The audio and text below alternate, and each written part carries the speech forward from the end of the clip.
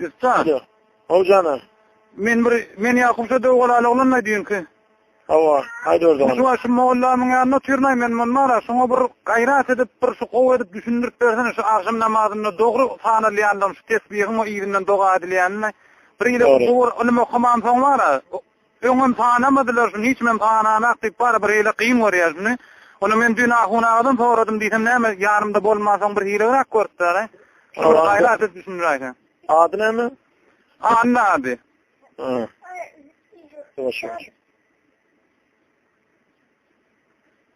Bir aýryp beraýsan. Bir anı berdin mi?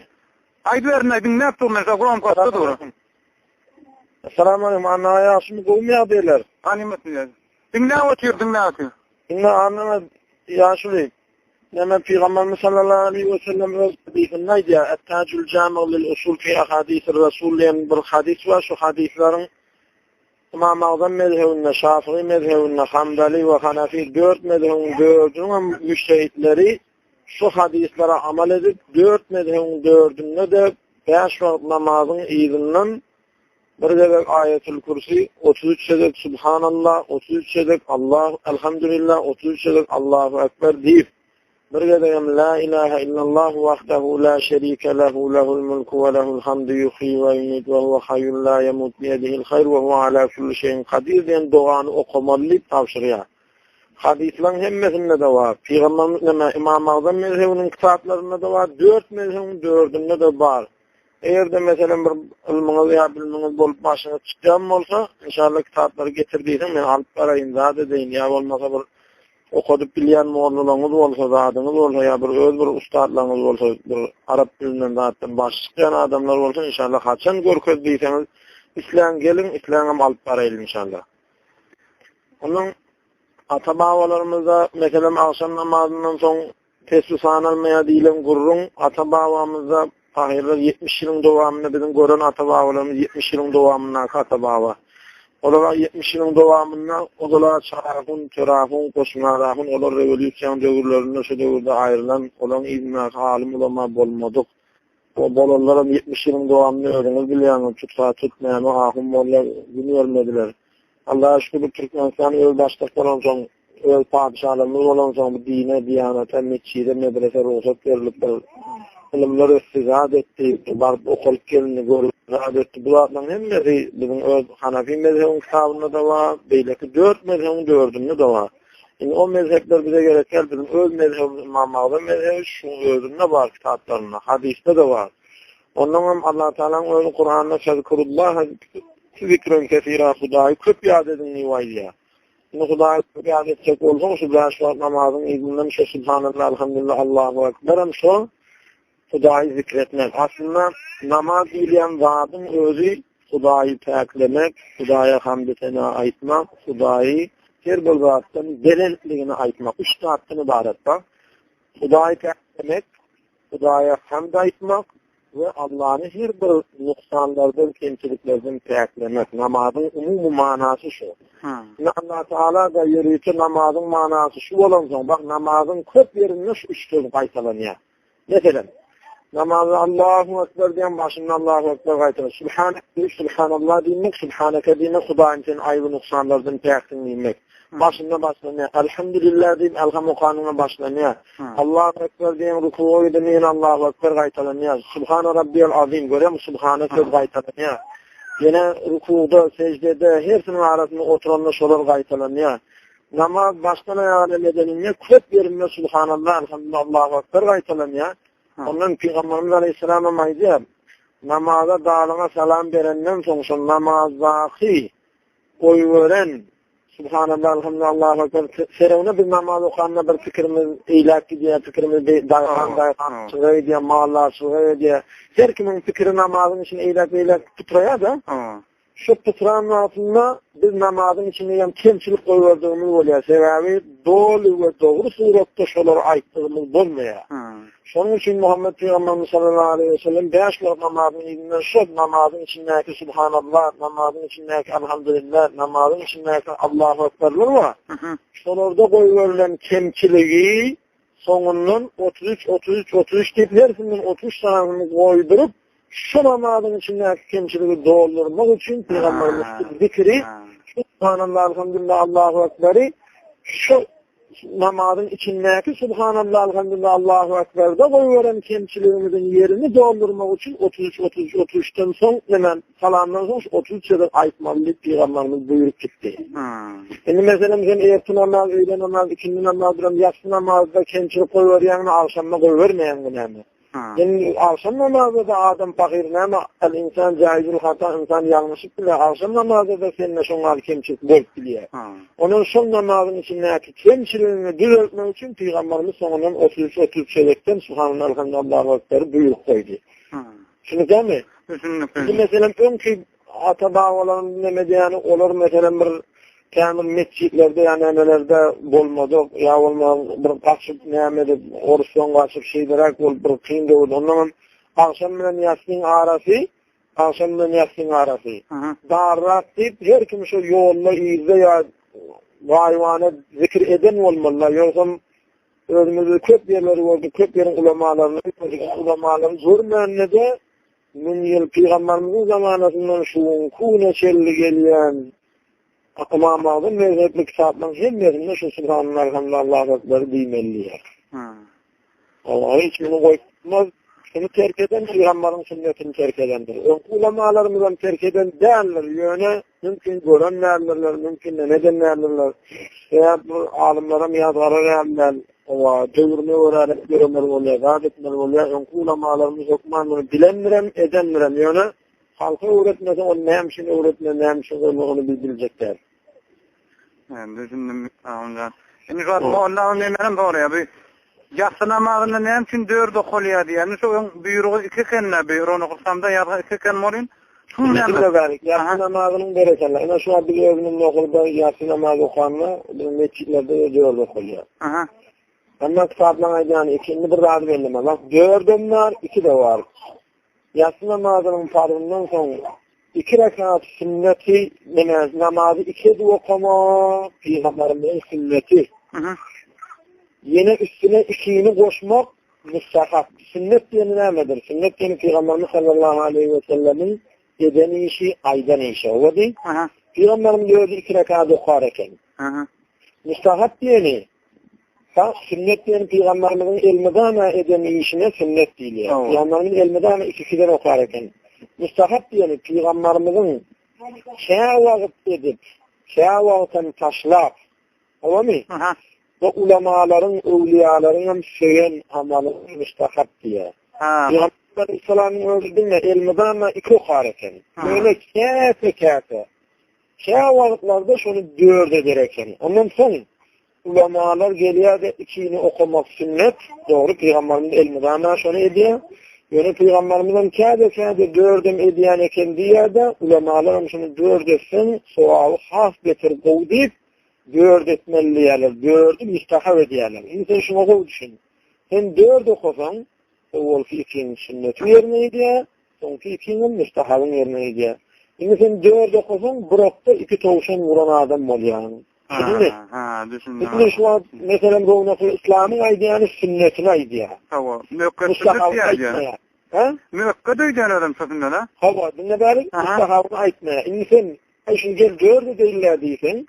O ilkisi sünnetten mi diye, sonki ikisi müstahaptan mı diye. Şimdi yürürkene muhtefer bir vardır. Daha şu Hanafi mezhepte katı bir rovaç kitap oluşur. Ata-bağalarımızdan duran ahırlamam okanı, çarağının, körağının, eşmağının, Türkmenistan ulamalarını, Orta Asya devletinin belki yer şaharının namazdan mezhebini okulayan kitap şunlaydı. Yatsı namazının sonuçlarını 2'de okumak sünnettir, 4'de okumak müstahaptır diye. Seret. O dinledin mi? O dinledim. Şimdi 2 okan adama Peygamberin sünnetini vereceği ediyor, 4 okan adam hem sünnetini hem evliyalın değil müstahabını vereceği ediyor. İslam adam 2 okar, İslam 4 okar. Biz özümüz, mesela bir yere varsam, Mısır'la olsun 2 okar, yoksa 4 okar. 2'den mi okuyar? Kâde 2'den okuyar, kâde 4'ten okuyar. Ola 4 merak, yağda olan ben oraya okuyabilirim. O ne de diyorlar ahuncan, 4'e geçen 2 okumak olana okum diyorlar, onunla o şert yok da. O gurrunur, o bilerek gurrunur. Ha. Evet, dinle bari. Kitapta var, lezimen nefli bişşuru. Şimdi şunu diyor, onların nefil namaz değil ya da nefil limen özün artıkmaş namaz değil de parvel yönen öz borcundan artıkmaş olan namazlara nefil limen. Nefil sözü artıkmaş bilmek.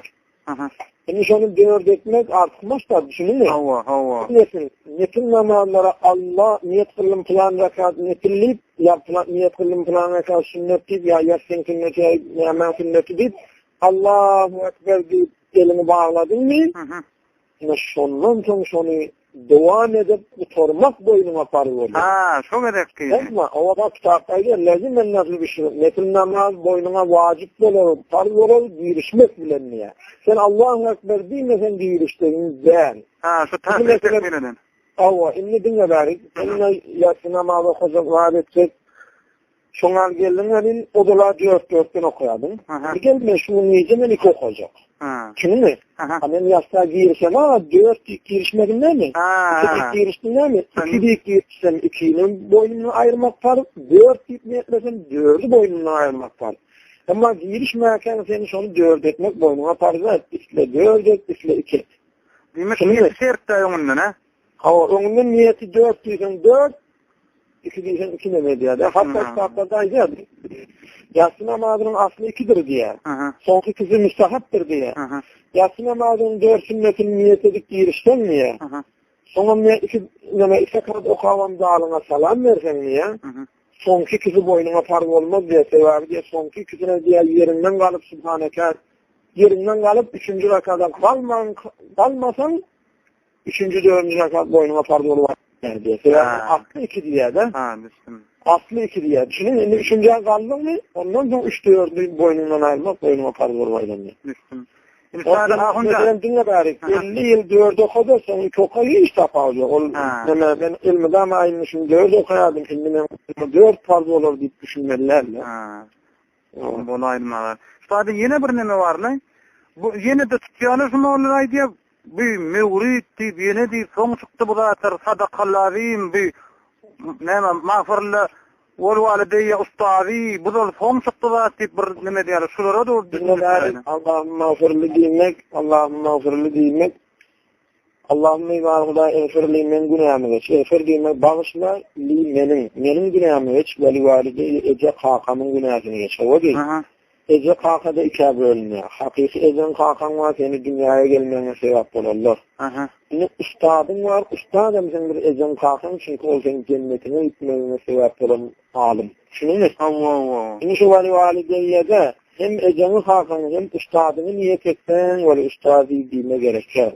Şu anda namaz okanına bir övmüyorum. Allah'ım mağfirli veli valideye veli cemî'l mu'minine vel mu'minat vel müslimine vel müslimat el ahyâi minhum vel emvat.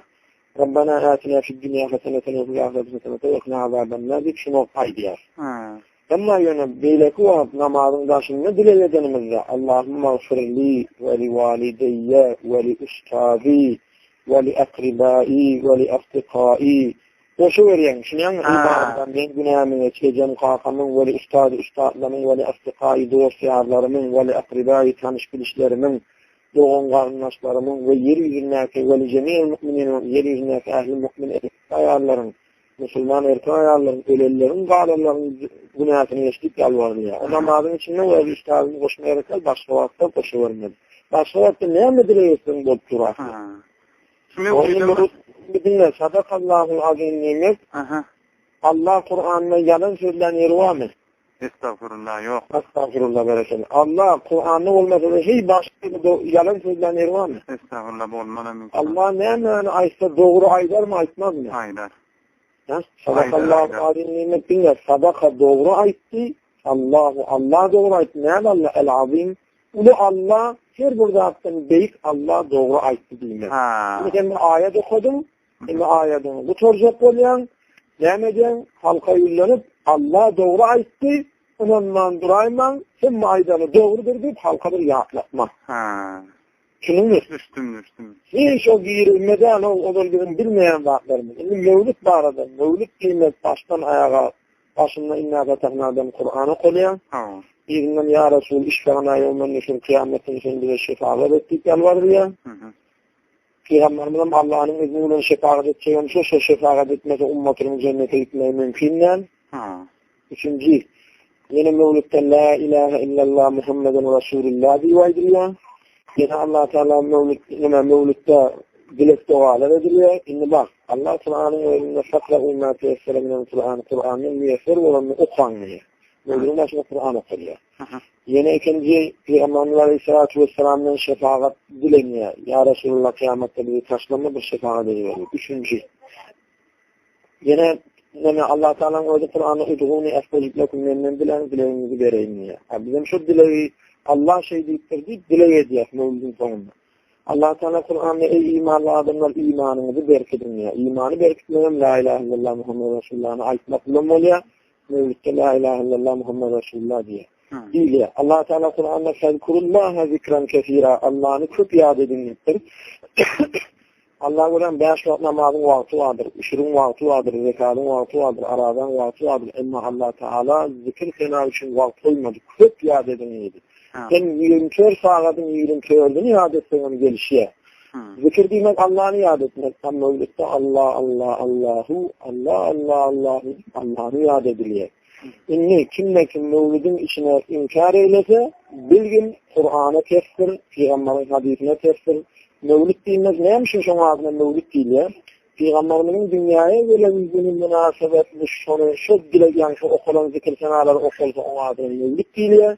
Peygamber'in dünyaya böyle bunu geçerinden son beyleki adlar okusa o mevlüt değil ya, ona zikir sena değil ya. Şunu mu? Zikir senada yılın hem muhatım doğru oluyor. Aşağıda diğerler de şu çare, ahun nasıl okumanlar diğerler de. Ne berekeller. Ben özüm ahunun kitaplarını ördüm. Eğer de şu diğerler medenlerine göğüne etkiyen olsa, yarın bir gün maravi değilim. Ahunun öz kitaplarının içinden mevlidin şerhi, mevlidin özünü görkörtlereyim. Ben yürüyse maraviden de şunu alıp gördüm. Ben şunu mevlidin ahunun kitaplarını ortadılar. Şu Çorahun'da da var bu, Çarahun'da da var. Yani devri, bilmiyorum, Çorahun'un, Çarahun'un devri, neredeki devri yani değil. Birinci başlıca devrimiz bolçuluk, elçilik, o ülke devletimiz var, o padişahımız var. Hem de var, gulala gulluk, hem de devletinin öyle şu zatları gollat dur, mescitler açıldı. Sonra mesela Çorahun'un, Çarahun'un devrinde, devlet derecesinden mescitlerde cumhurkol yardımı, ya olmasa soruna gidenden son 70 yılın devamında mescitte namaz okat bilinir deyip duranı. Olan devlen bir devir dinle Allah'ın. O takirler dinle. Çarahun dinle. Çorahun. Koşuna olur dinle verik. Bu devrin alimleri yalınlar. Bu devrin hem alimlerinin ilimleri yoktur. Hem takvalıkları yoktur. Olur bir ülya. Olur bir masumulu işan yarı geçen adamlar. Düşünüyor musun? Onların bu zatları bilmeyen ahum olmağı, bilmeyen evliya olmağı, orşaydığından mevcut bir Türkmen saygılarında mümkün değil. Onlar hem meradı Allah'ın bildirmeğini bilen adamlar. Yani devri yaman olan, o devirde bir gayetçilik, o devirde bu zatlara ruhsat verilmeyen, onların her bir zat doğru olup bilir diye, her doğruyunu her yerde aytmak doğru değerler diye. Onun devri bu zatları kabul etmeyenden sonra, onun niyeden olur bu zatları edip gitsin? Bir zatı düşünenmedi de. Düşünmedin mi? Düşündük, katı doğru düşündüm. Onların adından deyip, onlar eğer de Çarahun etmenli, Çorahun etmenli, onlar Kur'an'a tefsirdir diye manana anlatıyor. Onlara bu detayı bulmasın. Onlar dünyada Allah'ın velisidir, Allah'ın evliyasıdır, Allah'ın büyük alimleridir, Huday dostlarıdır onlar. Düşünen mi? Onların Kur'an'a, Peygamber'in hadisine tefsirleri hiç mümkün değil. Onlar bu evliya adam ağrı ne o? Onlar yani adamlar tarihte red azad göreyen adamlar akı. Bilmiyorum, mevludun başında Kur'an okuyor. Kur'an okumak doğru mu doğru değil mi? Katı doğru. La ilahe illallah Muhammed Resulullah doğru mu doğru değil mi? Katı doğru. Allah deyip zikretmek doğru mu doğru değil mi? Doğrudur. Allah'a yalvarıp dilek dua etmek doğru mu doğru değil mi? Doğrudur. Şimdi mevlidin inkar edenler gelsinler, mevlidin bir içine oturup görüşürler. Bak yine Peygamber'in dünyaya gelen günü münasebetli okul falan. Mevlid değil ya, beylik vaatlar zikir fena, hayır dilek dua değil ya.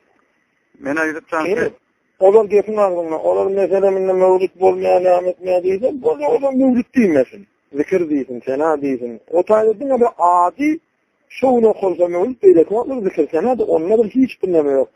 Yok eğer de okuyacak da etçik talihi o hak var. Etmesin.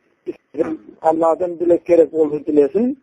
Zikir senatını arttırıp da ayağını sevabını arttıracak öyle etsin. Hiç onu kısamalımlar, zaten etmeler. Halyk berdim geldi olmara. Şonda da bir men adamlaryň arasynda halyk berdim doğradym, halyk berdi bir gaýrat adamlar aýdy bolsa da atlar diýen gowy döwüm aýtdy.